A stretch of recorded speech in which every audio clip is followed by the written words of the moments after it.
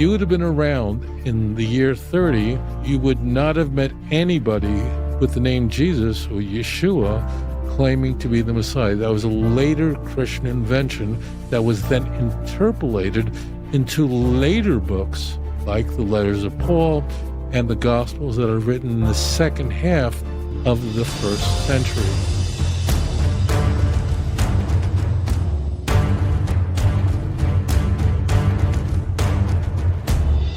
David, you are live on the air. Go right ahead with your question.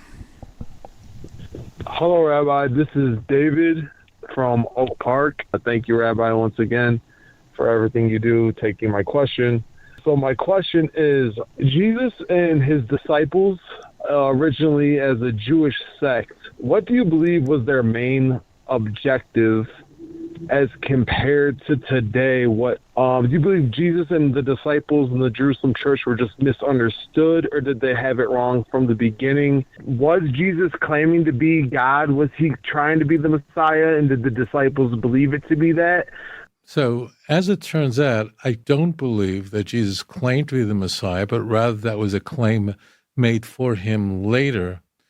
And that's why you'll find something very intriguing in the Gospels, and more specifically in the book of Mark, the earliest of the four Gospels, and the Gospel that I believe that at least 2 out of 3 other Gospels relied on, Matthew and Luke certainly completely relied on Mark and other sources. We find that the notion that Jesus was the Messiah was supposed to be a huge secret.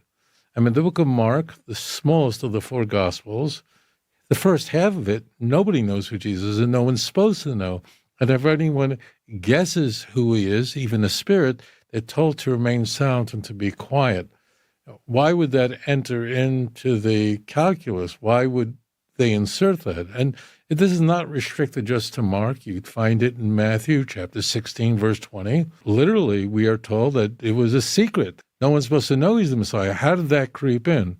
What likely happened is that during Jesus' life, he wasn't walking around claiming to be the Messiah, but rather that was a claim made for him. It was only after his death that people at some point started to think he was the Messiah, and people started to think that he rose from the dead. It's possible that Mary Magdalene was responsible for that.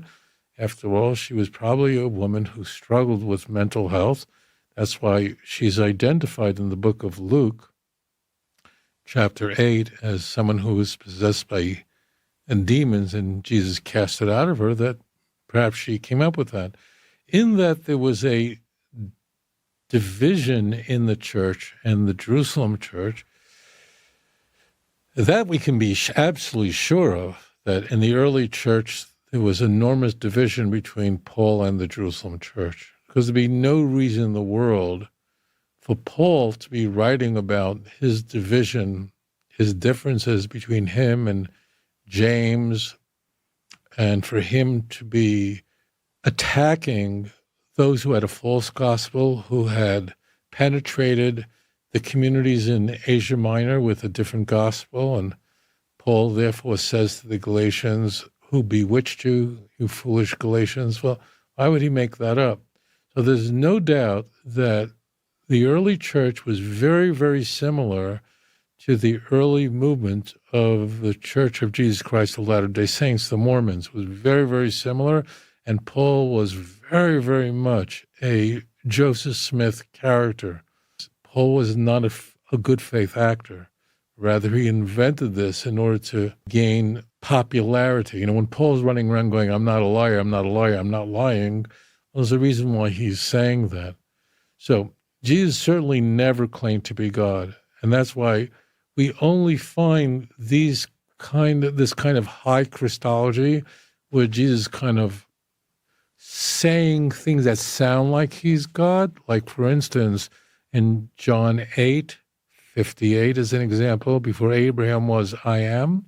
That's very, very late. You would not expect to find anything resembling that in Paul's letters and the first 3 Gospels. And as it turns out, you won't. That's a very high Christology. He's still not claiming to be equal with God or to be a person or triune Godhead, but it's certainly flirting with it, because it's very, very late stuff. The prologue of John, which means the first 18 passages of the book of the fourth gospel, you have a high Christology. In the beginning was the Word, and the Word was with God, and the Word was a God. It doesn't have the hotheos, but a God. So we have a fairly high Christology, and the Word became flesh and dwelt among us, John 1, verse 14, a central feature of the prologue. So I think that in the earliest stages of the Christian world, now, Jesus didn't write anything, right?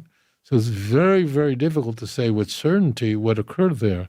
But all the information that we can gather, it seems that Jesus certainly didn't claim to be God, and he could have been an itinerant fellow from the northern Galilee who later on people came to think was the Messiah. And that's why you would have these puzzling texts in Matthew chapter 16. It's a very famous chapter. It's the chapter upon which the Roman Catholic Church depends to prove the papacy and that Peter was the rock on which the church is built. It's a very important chapter. And in Mark 16, is portrayed as occurring right before Jesus' crucifixion. This is really at the end of his ministry. And we're told that Jesus asks everyone that's been hanging around him, "Who do you say that I am?" This is in the Christian Bible. This is not later legend. This is not stuff coming from the Acts of Peter, the Acts of Paul. This is in the Gospels. Who do you think I am? Right? And it turns out the people who were with him all of his career have no clue. Well, why? If he's running around saying I'm the Messiah, why would they be clueless? Now, the New Testament's admitting this, and the criteria of embarrassment definitely comes into play here.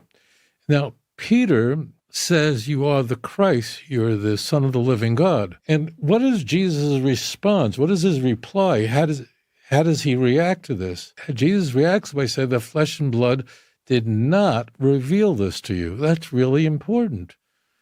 I mean, what do you mean flesh and blood? I thought Jesus was running around saying, I'm the Messiah. I thought his disciples were running around saying, I am Messiah. No, they weren't. Hence, Matthew chapter 16, verse 20, a passage we referred to earlier. So why would Jesus be saying to Peter that flesh and blood that means no human being, nothing earthly could have revealed this to you? Well, the reason is this is an apologetic that's built into the storyline so that at some point when the story is being massaged and fashioned, they have to address the question of why didn't this guy have a claim to be the Messiah? We heard that he never claimed to be the Messiah. It was a huge secret. And you could sniff out this Gnostic idea that there's a secret, an esoteric idea that only few people have or almost nobody has. This is very much the mystery religion. We're living on a broken world. The devil is the Lord of this world, or in Neoplatonic thinking, this world was created by a demiurge, a god, but an inferior god.